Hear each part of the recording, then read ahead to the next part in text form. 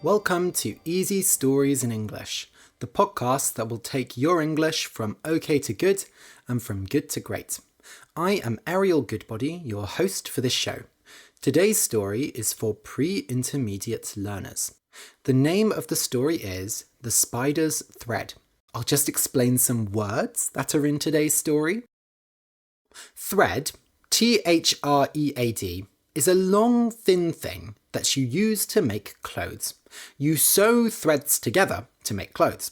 You put the thread through a sharp thing called a needle to sew with it. Spiders can naturally make their own thread. A needle, N-E-E-D-L-E, is a small sharp metal thing that you use to make clothes. You put thread through a needle and put the needle through material, such as cotton, to join it together. Getting the thread into the needle can be quite difficult, and you have to be careful when using a needle because they are very sharp. Heaven, H-E-A-V-E-N, is the place where good people go when they die. There is heaven in most religions. Heaven is where God lives, and it is a very happy place. Buddha, B-U-D-D-H-A, was the man who created the religion Buddhism. Famously, Buddha sat underneath a tree and meditated for 49 days. Buddha appears in many stories and folk tales, but of course he did not really do all these things. Hell, H-E-L-L, is the place bad people go when they die. In many religions, there is the idea of hell. If you are bad during your life, after you die, you go to hell. In Christianity, hell is full of fire. When something very bad happens to you, you suffer. S-U-F-F-E-R. You feel very bad. You might suffer because your body hurts a lot, or because people are not nice to you. Buddhism teaches that everyone suffers, but we can meditate to help us understand our suffering.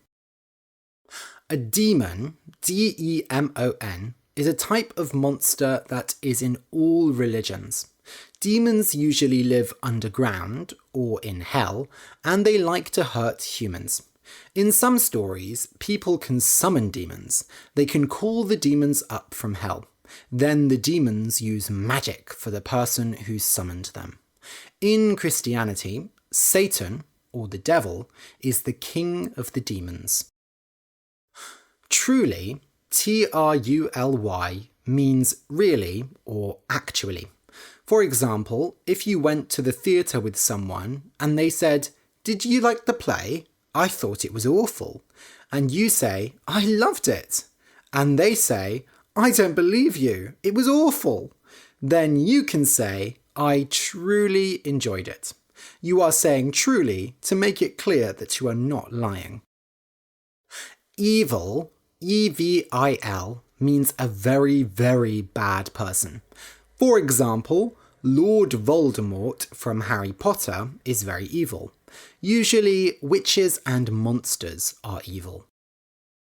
If something is happening, but then something else happens to interrupt it, we can use the phrase just as.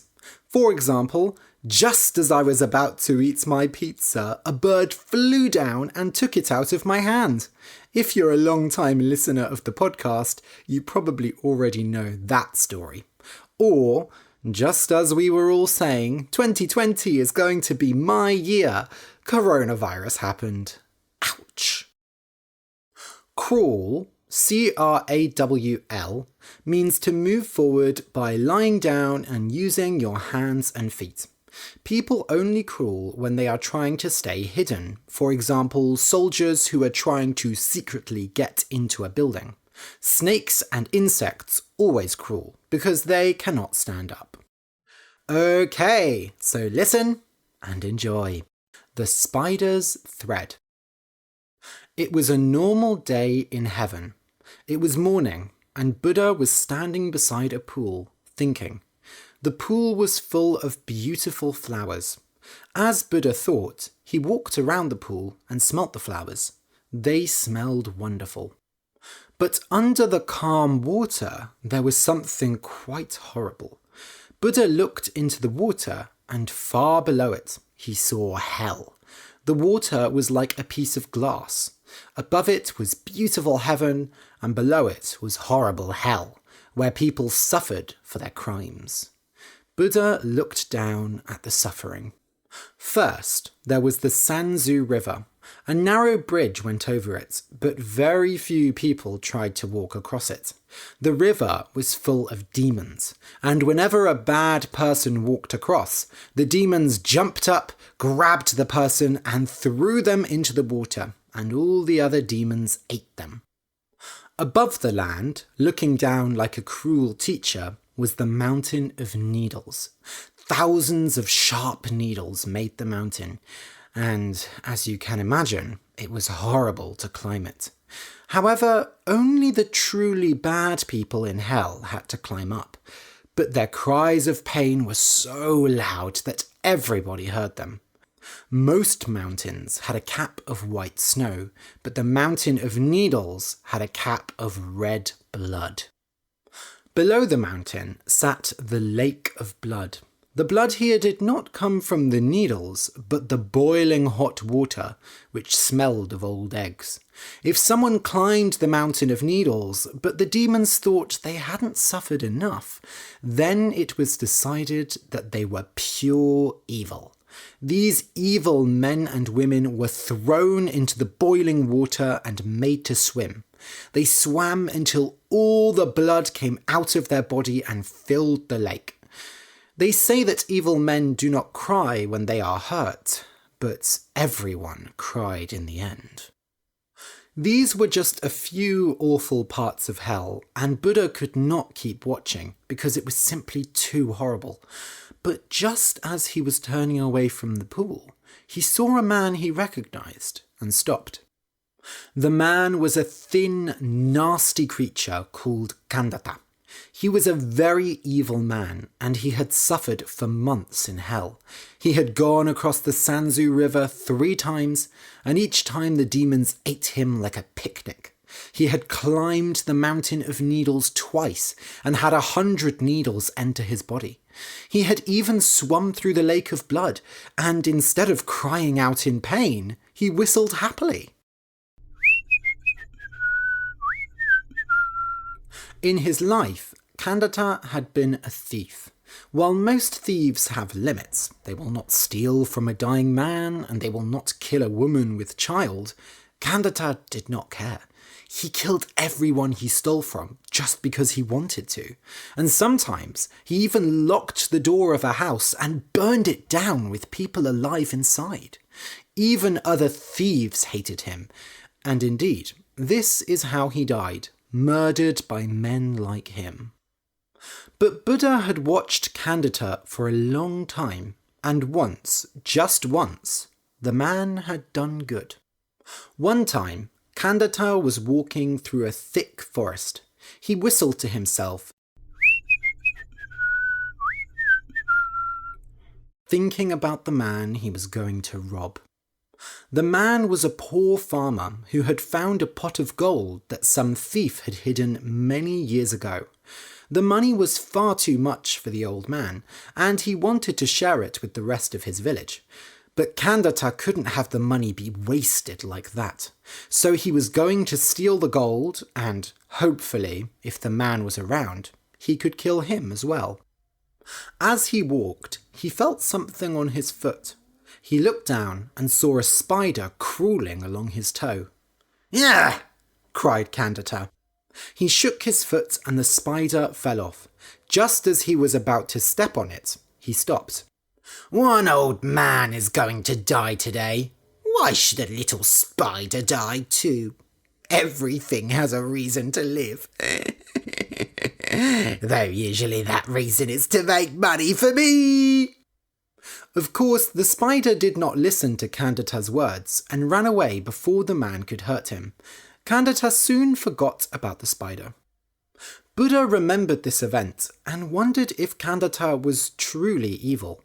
A truly evil man would never save a life and would never do good. But if there was even a tiny piece of goodness in Kandata, then perhaps he could be saved.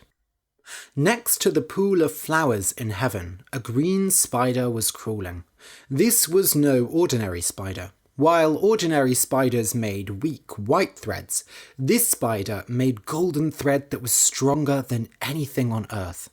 The golden thread shone in the light while the spider crawled along as normal. Buddha pulled the golden thread away from the spider and dropped it into the water.